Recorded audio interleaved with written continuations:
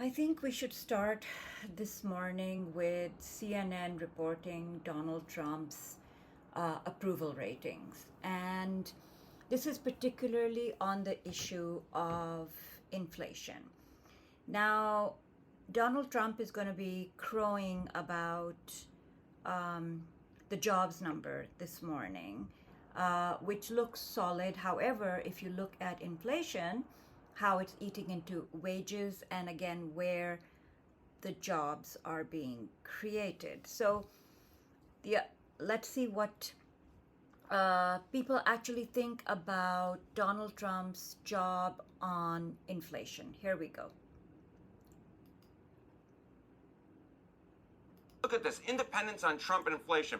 When you went back to the 2024 election, Trump beat Kamala Harris on inflation. He was more trusted on inflation by, get this, 9 points. Look at this switcheroo.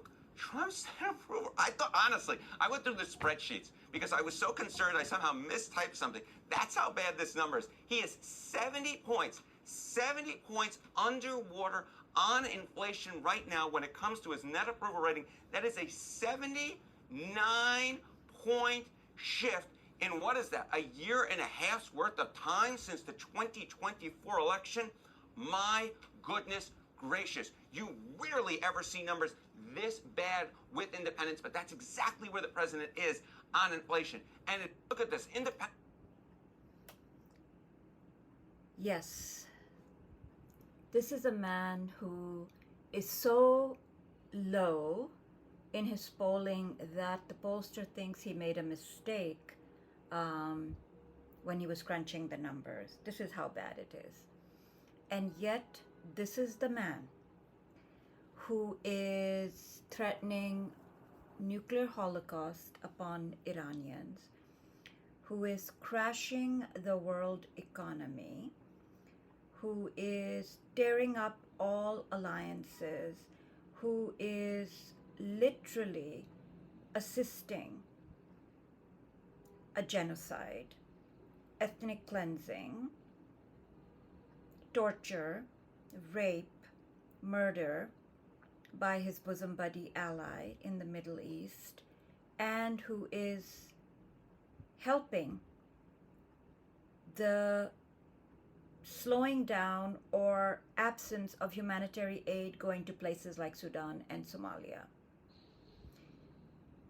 He is choking off the delivery of fertilizer, which is essential to food production around the world.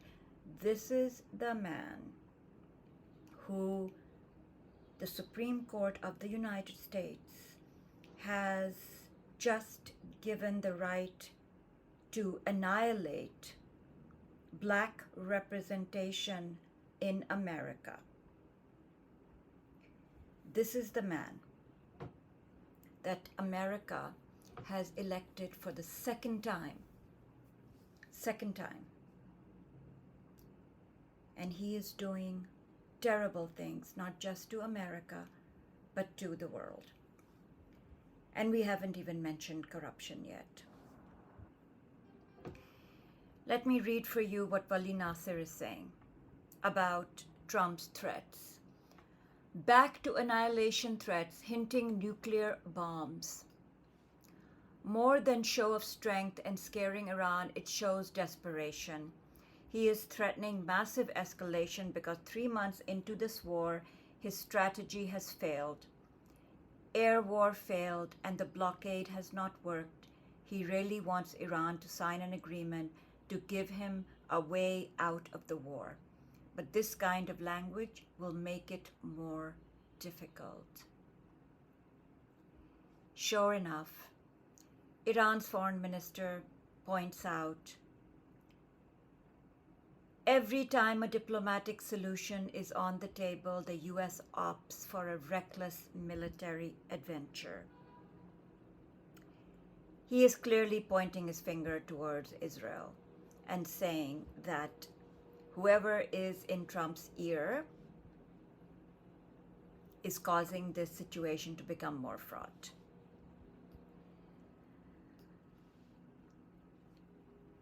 At least 200 people have been murdered on the high seas by the United States on the order of Trump and Hegseth, and complete complicity of Rubio and Vance. So in essence, Trump has turned all of these people into collaborators in war crimes. His military men, his naval commanders are all going to be complicit in war crimes.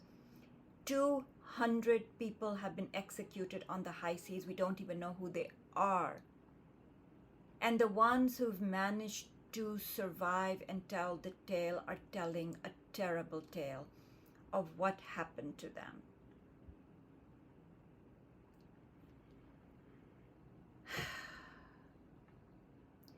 The New York Times and the Guardian are now confirming that the Saudis denied Donald Trump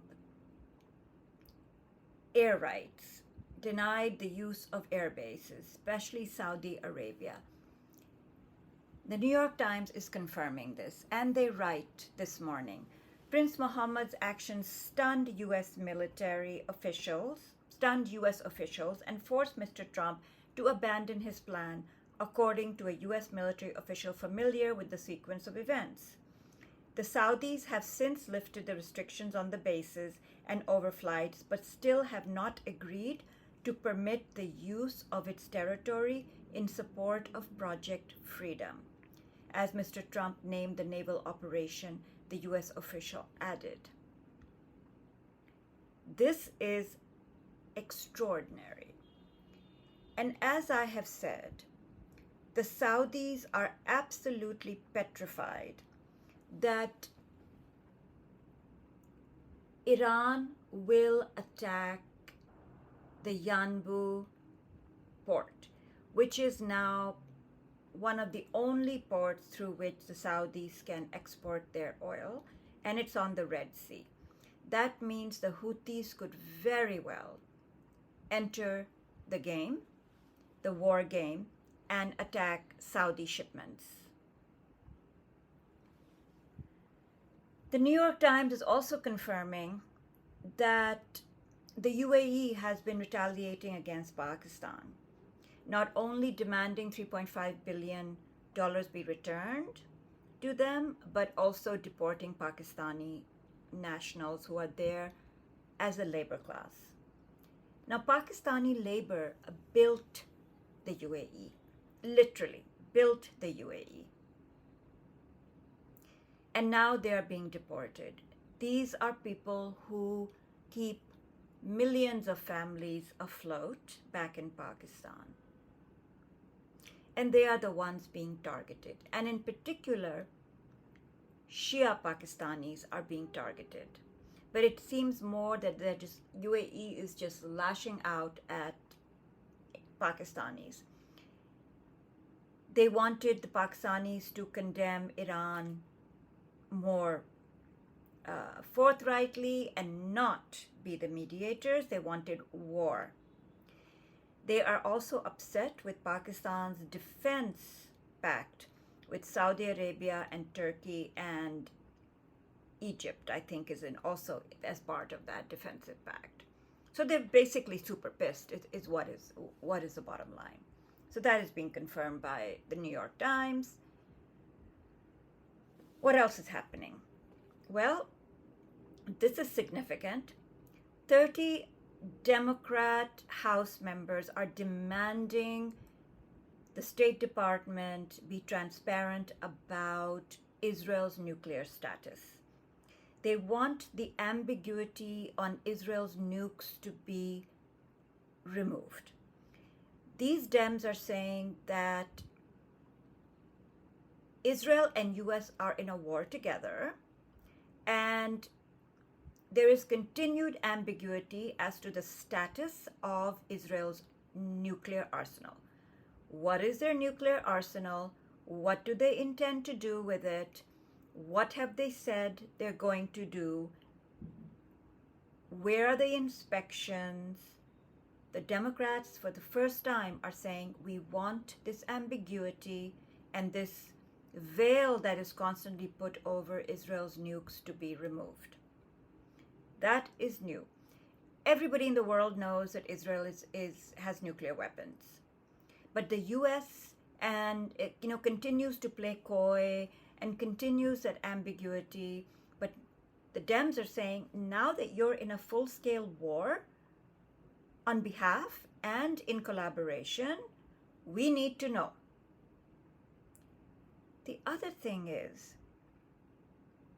since yesterday, Donald Trump blatantly threatened Iran with nuclear holocaust, it's even more important to know what role Israel is going to play, given that they are the only country in the Middle East that has nuclear weapons.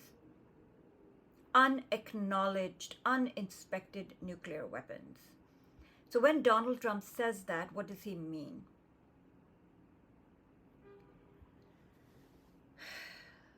There were elections in the UK yesterday for council seats and so on, all over the United Kingdom. And it seems that Keir Starmer's Labor has just suffered significant losses. But Starmer says he's going to hang on, and he's not going anywhere. The Conservative Tories have also lost, but they have lost to the far right. Farage has gained, his Reform Party has made some gains. So the Labour has not been able to consolidate the left of centre at all. And of course, Polanski's Green Party has made gains as well. So it's likely that it's going to be Polanski consolidating the left and Farage consolidating the far right. Now, you would really be hard-pressed to assume that Starmer was progressive or had, had progressive politics, because Labour for the longest time could be confused for the Conservatives.